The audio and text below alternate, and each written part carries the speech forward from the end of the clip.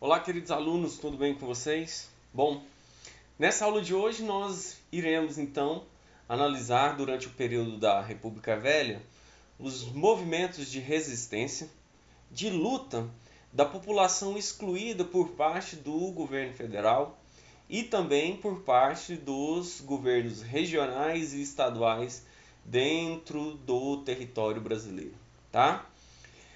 Para facilitar o nosso entendimento, eu separei e eu vou abordar esses movimentos que ocorreram tanto no campo quanto na cidade, tá? Os movimentos que ocorreram no campo, no interior, foram movimentos nos quais se destacam a Guerra de Canudos, a Revolta do Contestado e também a revolta do o movimento do cangaço, tá? Esses três movimentos, eles se caracterizam por serem essencialmente de base rural. Os movimentos urbanos, eu vou destacar aqui três movimentos, tá?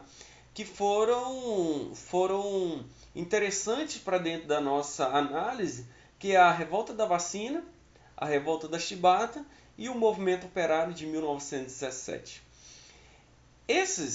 Essas revoltas e esses movimentos, eles nos dão base e dão base para o nosso entendimento de que a população, durante esse período, lutou em prol de seus respectivos interesses e por benefícios e por toda uma conjuntura na qual não favorecia essas classes que lutaram. Eu vou destacar alguns nomes, eu vou destacar alguns personagens que foram fundamentais aqui dentro de todo esse processo, tá bom? Então vamos lá, começando por esses movimentos, começando aqui com a Guerra de Canudos, que ocorreu entre os anos de 1893 até o ano de 1897, tá? Bom, o grande motivo da revolta de Canudos e o grande nome do movimento de Canudos era do Antônio Conselheiro. Esse cara era um líder, tá? Um líder que, excluído dentro da sociedade, passou a pregar melhores situações e passou a observar dentro da sociedade existente no sertão baiano melhores condições de vida. Haja vista que a concentração de terra, a miséria e o abandono no sertão baiano era uma prática corriqueira. E isso é o motivo central que vai levar o Antônio Conselheiro a ajudar esse povo baiano e conquistar muitos seguidores, tá? Ao ponto de, no povoado onde, como o primeiro nome ficou conhecido como Belo Monte, ele chegou a reunir um total de 10.000 habitantes, tá? Os números vão sempre, dentro da historiografia, os números vão sempre variar. Mas alguns livros colocam que o povoado chegou a ter 20, 30 mil habitantes. Tá? O certo é que o Antônio Conselheiro ele se popularizou. A base de toda a organização de Canudos era o comunitarismo. Tá? Então vivia-se em comunidades, então tinha vários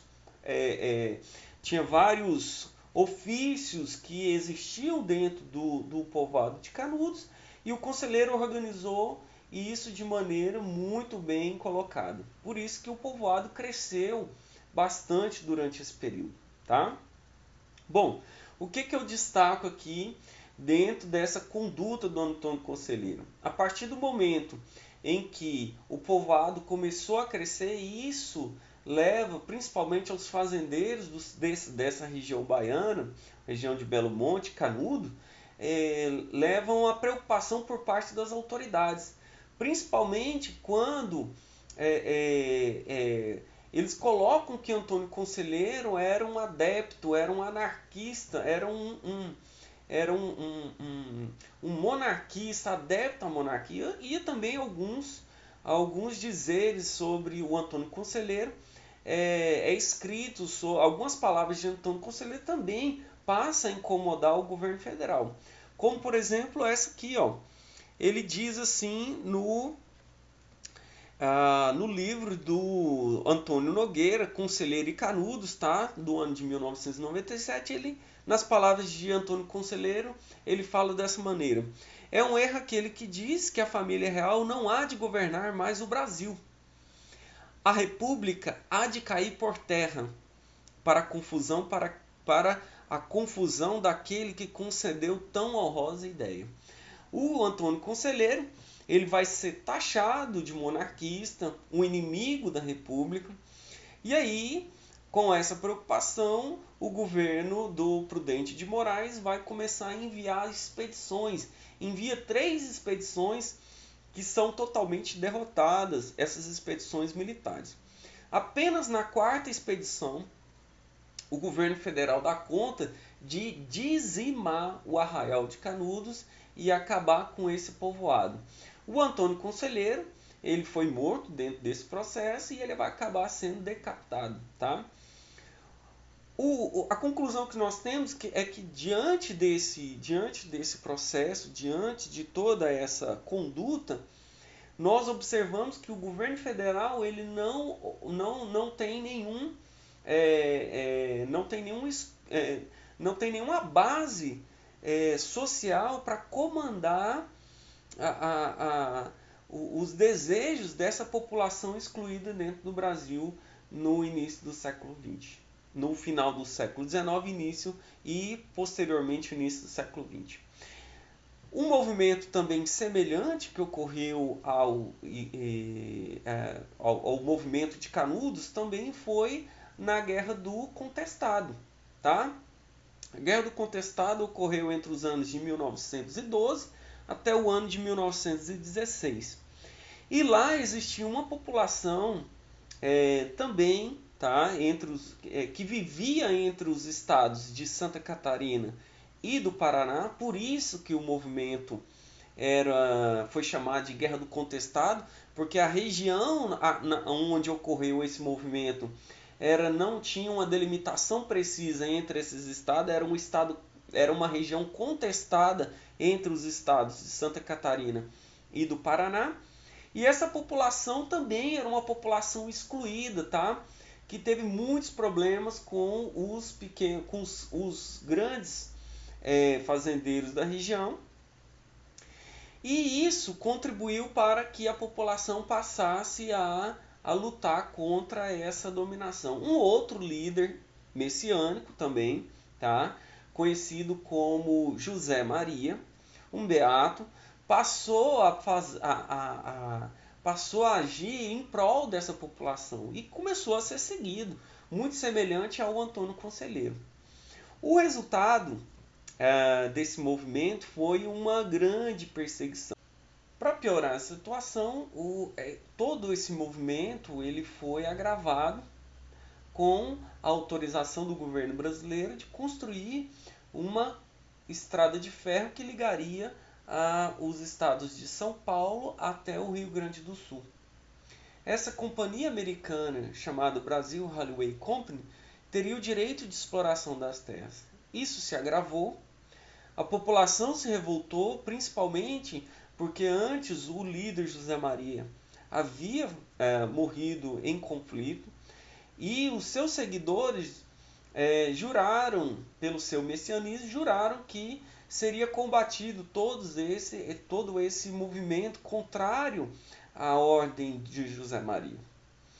A resposta do governo brasileiro a todo esse movimento ela foi incisiva. Um quantitativo de cerca de 6.000 soldados, também com artilharia aérea, acabou dizimando no ano de 1916 todo esse movimento da Guerra do Contestado. Tá bom? Bom, outro movimento que eu também tenho em destaque aqui foi o movimento conhecido como Cangaço, que ocorreu na região do Polígono da Seca, no Nordeste. Esse movimento ficou muito característico entre os anos de 1898 até o ano de 1940. O cangaço, tá? O cangaço independente, que é o que a base do cangaço que nós vamos analisar aqui, era um movimento, tá? Um movimento de saques que ocorria por parte de um bando armado no interior nordestino, tá? E aí esse movimento tem como destaque principalmente a figura do Virgolino Ferreira da Silva, o Lampião, o conhecido chamado Rei do Cangaço, tá? Além os principais motivos que nós temos aqui, tá?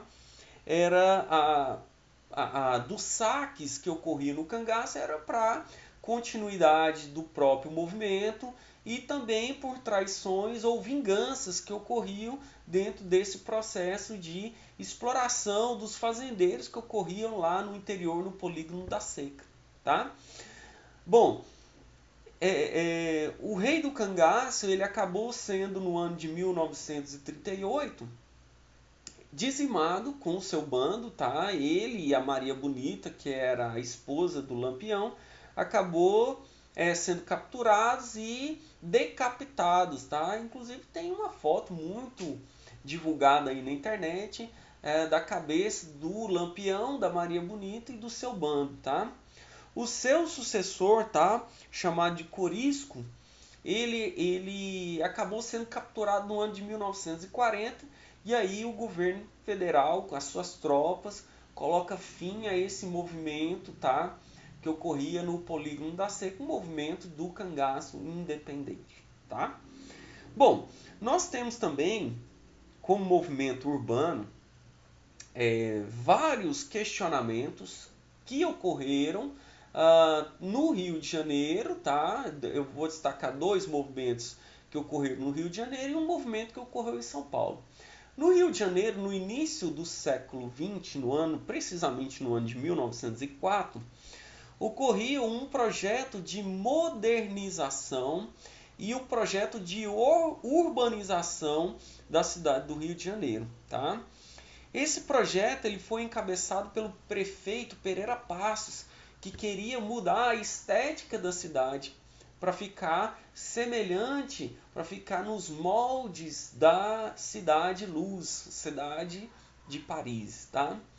E aí, a implantação desse projeto fez com que vários cortiços, várias regiões do Rio, no centro do Rio de Janeiro, viessem abaixo sem a consulta popular. Aliado a esse projeto, também com um surto de varíola dentro da cidade do Rio de Janeiro, o presidente brasileiro do período, o presidente Rodrigues Alves, encabeçou, decretou, falou com o Dr. Oswaldo Cruz, o médico sanitarista, para que ocorresse a vacinação obrigatória da população. Vamos colocar uma aspas aqui e vamos analisar. Atualmente, vacina como nós temos um meio de comunicação muito difundido, nós temos uma explicação para os efeitos da vacina, e isso é muito interessante hoje. No início do século XX, a população não tinha nenhum conhecimento sobre o que era essa base de vacinação. Então, a população acabou se revoltando, tá? Contra essa vacinação, inclusive criada por obrigatoriedade. A revolta da população fez com que o governo federal acabasse recuando, tá? E aí essa vacinação obrigatória acabou sendo suprimida diante desse contexto de imposição do governo brasileiro, tá? Bom, outro movimento que nós também tivemos no meio urbano, também na cidade do Rio de Janeiro, foi a revolta da Chibata, tá?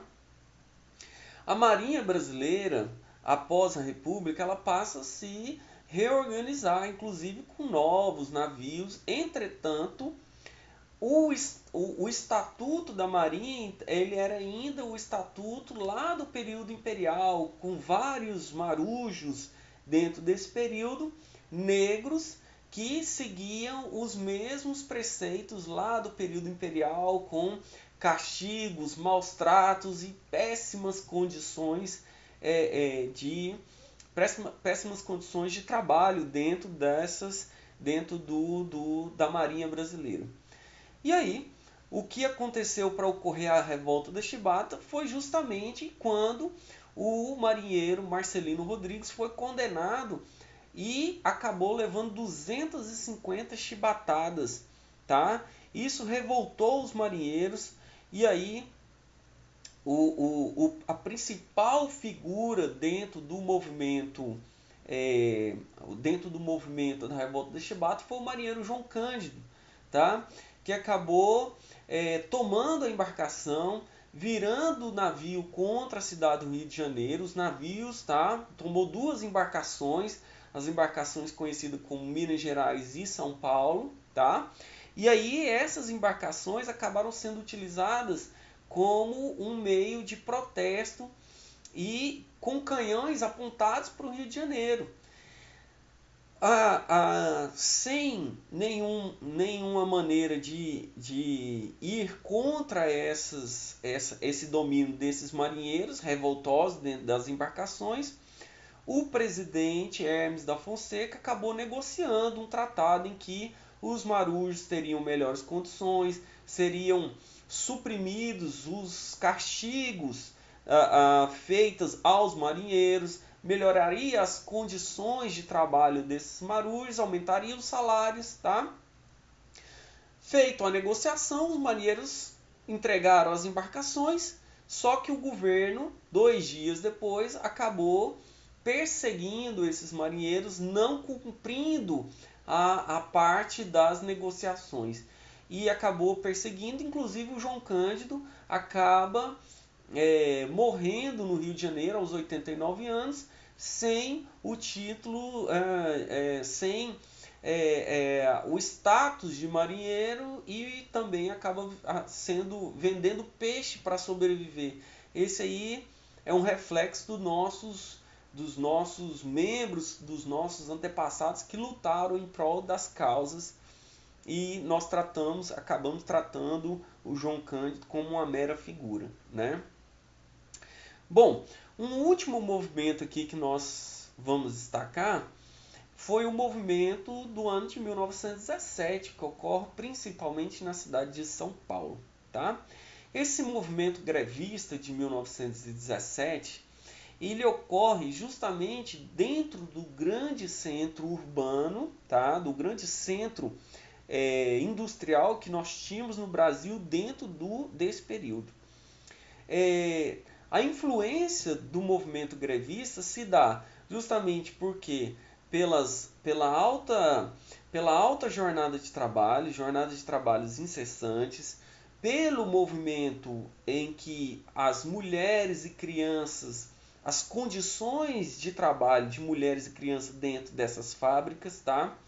Pelas baixíssimas remunerações.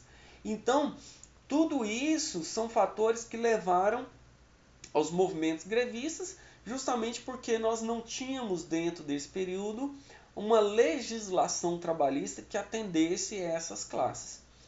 E aí, esse movimento é um movimento que tem grande influência dos imigrantes europeus, que trazem ideias de base anarquistas e ideias de base comunista. Então estoura em São Paulo um movimento grevista e atinge outros estados brasileiros também. O governo persegue essas manifestações, o governo repreende essas manifestações e acaba, no ano de 1917, tendo que os empresários, juntamente com o governo, acabam tendo que conceder algumas aberturas, mas sem ainda ter a consolidação trabalhista no processo do movimento grevista de 1917.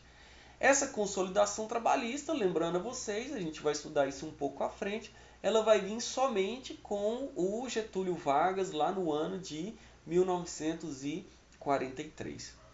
Em resumo, todas essas revoltas que eu falei aqui para vocês foram movimentos que lutaram em favor de algumas causas, ou da população excluída, ou dentro da classe trabalhadora, a classe operária, mas que teve como uma resposta um duro movimento, teve como resposta, muitas vezes durante esse período, nós tivemos como resposta do governo brasileiro o massacre por parte do governo federal, por parte dos representantes, por parte dos presidentes brasileiros, um massacre de quase todos esses movimentos. Tá bom? Pessoal, esse é o quadro que eu queria passar para vocês. Nós, na próxima aula, então, veremos alguns pontos, tá? Que vão levar os abalos da República Velha e também o fim com o movimento de 1930. Tá bom? Pessoal, um grande beijo, um grande abraço para vocês e vamos falando. Até mais.